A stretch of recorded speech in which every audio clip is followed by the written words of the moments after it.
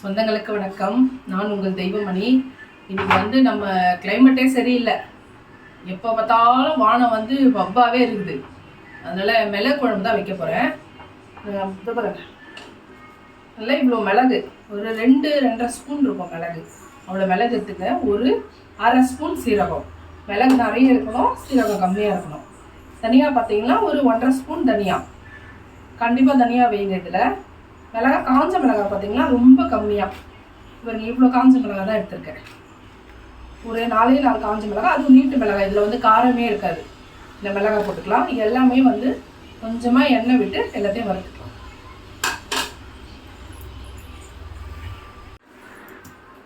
பாருங்க, கொஞ்சமாக எண்ணெய் விட்டுங்க. கொஞ்சமாக எண்ணெய் விட்டு இது ஒவ்வொன்றே வறுத்துக்கலாம்.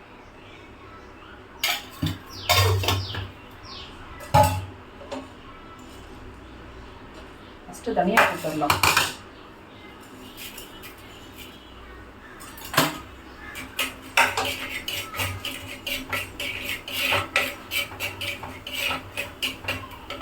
இப்போ மிளகு சீரகம் போட்டுடலாம். காஞ்ச மிளகாய் எடுத்து வச்சிருக்கோம் இல்லையா, காஞ்ச மிளகாய் கொஞ்சம் இது பொரிவிட்டோம். மிளகு சீரகம் பொரிவிட்டோம். அதுக்கப்புறம் நம்ம காஞ்ச மிளகாய் போட்டுக்கலாம். ரொம்பலாம் நம்மளுக்கு கலர் வர தேவை, கொஞ்சம் வறுந்தா போதும்.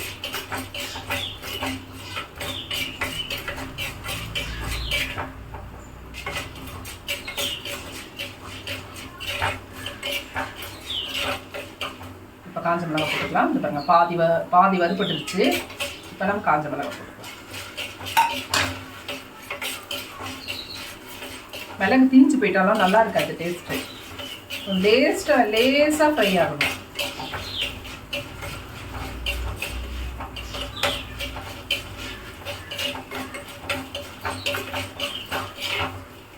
போதும், லேசாக கலர் மாறிடுச்சு. இப்போ நம்ம எடுத்துக்கலாம். ஆறட்டும், எடுத்துக்கலாம்.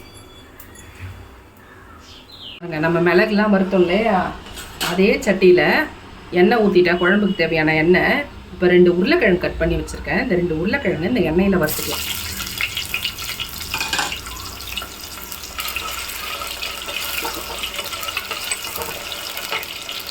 உருளைக்கிழங்க வறுத்தாச்சு.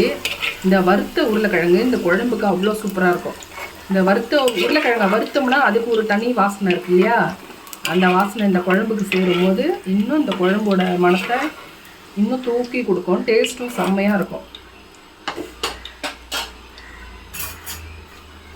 இப்போ நம்ம கொஞ்சம் கடுகு போட்டுக்கலாம். ஒரு 1/2 ஸ்பூன் கடுகு, கொஞ்சமாக வெந்தயம்,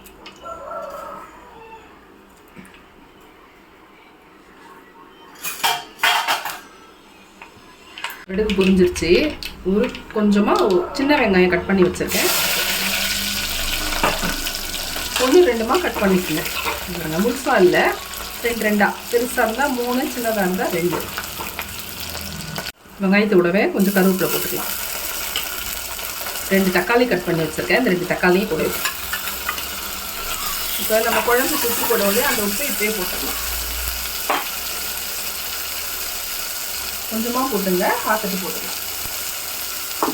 டேஸ்ட் பண்ணி பார்த்துட்டு போட்டுக்கலாம்.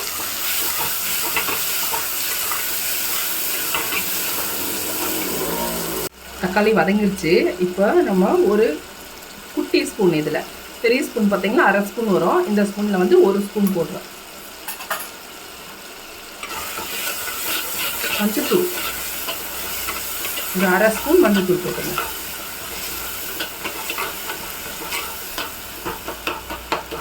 இப்போ நம்ம அரைச்சி வச்சுருக்கோம் இல்லையா மசாலா, மிளகு மசாலா, இதை இதுக்கு சேர்த்துக்கணும்.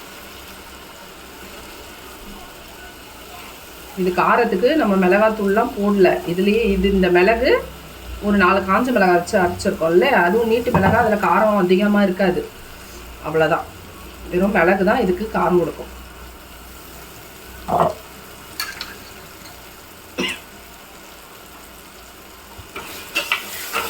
நல்லா மிக்ஸ் பண்ணி விட்டுங்க.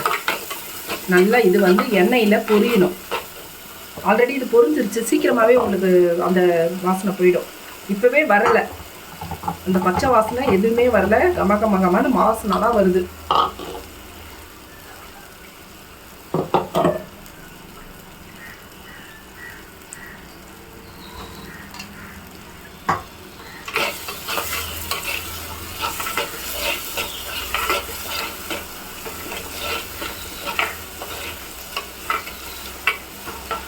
நல்லா வாசனை கமகமான இருக்கு குழம்பு.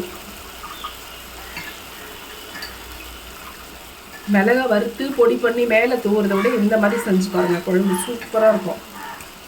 இன்னொன்று சட்டியில் வச்சிங்களா நீங்கள் சீக்கிரமாகவும் கெட்டும் போகாது, எத்தனை நாளுக்கு வேணாலும் வச்சு சாப்பிட்ற மாதிரி இருக்கும். நீங்கள் சூடு பண்ணி வச்சா அதுக்குன்னு 10 நாள் வைக்க முடியாது, 2 நாள் அவ்வளோதான். அதுவும் ஃப்ரிட்ஜில் வைக்காமல் வெளியிலே வச்சுங்க. கொஞ்சமாக புளி கரைச்சிருக்கேன், ஒரு அரை எலுமிச்சம்பழம் அளவு கூட இல்லை, அதையும் கம்மி. அந்த புளியை இதில் ஊற்றிக்கலாம்.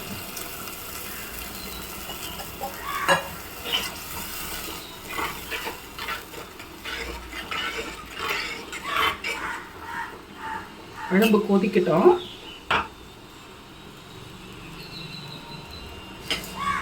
சூப்பராக இருக்குது குழம்பு. பாருங்க, குழம்பு கொஞ்சம் நேரம் கொதிச்சிருச்சு, ஒரு 10 நிமிஷம் கொதிச்சிருச்சு. இப்போ நம்ம வறுத்து வச்சுருக்கிற உருளைக்கிழங்கு இதை போட்டுக்கலாம். ஆல்ரெடி எண்ணெயில் வெந்துட்டுருக்கோம், இன்னும் லேசாக கொஞ்சம் உள்ள பச்சையாக இருக்கும், அப்படி இருந்தாலும் இதில் வெந்துடும். அது போட்டுக்கலாம்.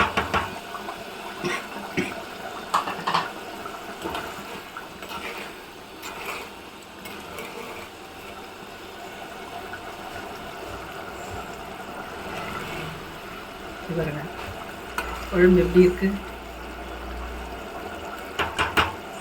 பாருங்க. குழம்பு ரெடி ஆயிடுச்சு. அவ்வளோதான், கொஞ்சமாக இருக்கிற மாதிரி இதுதான் இருக்குது பாருங்க. கொஞ்சமாக ஒரு 1/4 சட்டி தான் இருக்குது. ஆனால் இதுவே நீங்கள் பார்த்தீங்கன்னா ஒரு 6-7 பேர் சாப்பிட்லாம். கொஞ்சமாக இவ்வளோ குழம்பு ஊற்றினாலே போதும், ஒரு தட்டு ஃபுல்லாக சாப்பாடு போட்டு சாப்பிட்றலாம். சூடாக சாதம் போடுங்க, இந்த குழம்பு போட்டு சாப்பிட்டு பாருங்கள், வேறு லெவலில் இருக்கும். செஞ்சு பாருங்கள், எப்படி இருந்ததுன்னு கமெண்ட் பண்ணுங்கள், ஷேர் பண்ணுங்கள், சப்ஸ்கிரைப் பண்ணுங்கள். பை.